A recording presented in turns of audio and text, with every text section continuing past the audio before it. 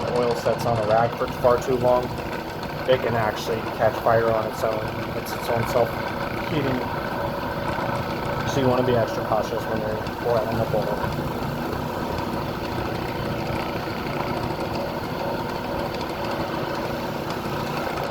What I'd like to do is get a good layer, make it nice and warm. I can feel a little warmth coming through my fingers. So I know my rag's starting to get a little bit warm, but that's fine. My hands are used to this. And I'm going to take the other end of the rag that's dry, and I'll just give it a quick little polish. Don't want to wipe too much off, but also want to wipe off the excess.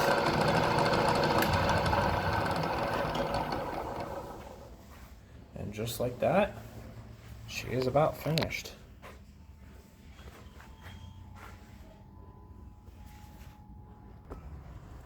So the next couple steps in my process is I gotta finish parting it off right here.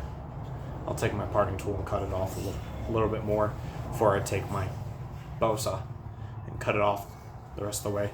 Just mainly because there's screws in here, and if I cut all the way through, I'm gonna catch those screws that hold this together, the tips of them.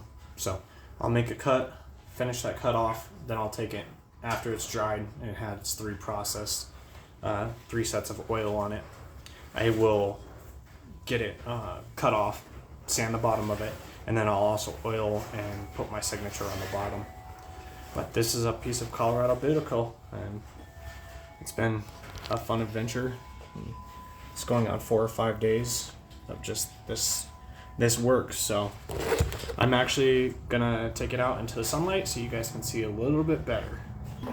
All right, now we're outside of my shop. Sorry, I got my little helper right there, a baby girl, and then there's the bull.